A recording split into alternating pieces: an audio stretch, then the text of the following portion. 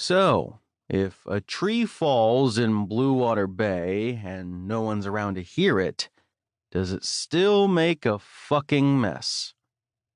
Beside me, my coworker Dan whistled. Yeah, I'd say it does.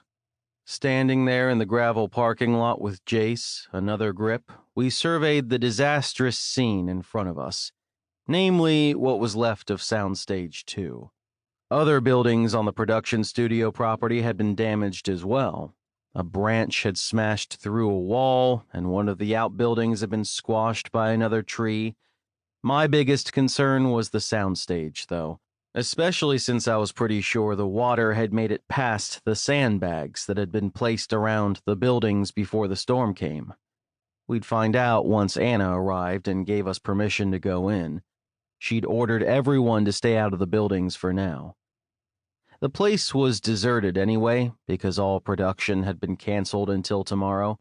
The studio would probably have a conniption about it, but Anna had had the foresight to realize Bluewater Bay would be a mess after the storm, and she didn't want people trying to make it in when the roads were a disaster.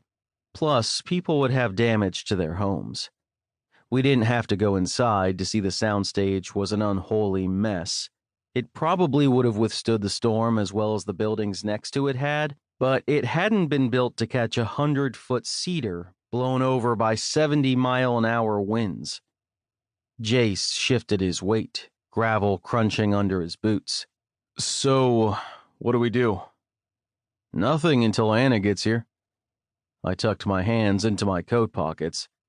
And anyway, with all that water and electrical equipment in there, I don't want to take a chance of the power coming back on. Dan grunted in agreement.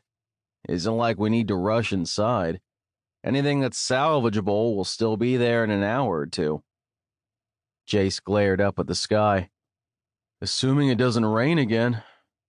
I scowled at the thick gray clouds. They were swirling lazily and heading east. With any luck, they'd keep going and dump their cargo on Seattle. At least that would give us some time to get in and salvage what we could. Ideally, before any electronics were fried or mold had a chance to set in. But there was nothing we could do now except wait. They'd called it a 50-year storm, one of those massive, almost typhoons that whipped through the Pacific Northwest once or twice a century. And it might not have been so bad, or at least not done so much damage, if the Olympic Peninsula hadn't been getting hammered by torrential rain for 2 solid weeks. With the ground saturated with water, this had been a disaster waiting to happen, and last night it had. That enormous tree had probably been there for 100 years or more. Thanks to last night's winds, coupled with waterlogged soil, it had uprooted and come crashing down through the roof. At least it had hit the soundstage and not one of the other buildings. A tree that big would have crushed anything smaller, like the production office, any of the storage sheds, or the houses on the lot that we used for certain scenes. I'd gotten the call from Dan 2 hours ago. He'd come to the set to borrow a couple of tools to try to fix some minor damage to his house. Not really something we were allowed to do, but nobody ever said anything when we did, and had discovered this mess. Right away, he'd notified me, Jace, and the higher-ups. Our key grip was stuck in his neighborhood thanks to another fallen tree, and that asshole producer Finn Larson couldn't get out of his driveway, but Anna Maxwell was on her way. Jace and I both lived on streets that had been spared the brunt of it, so here we were.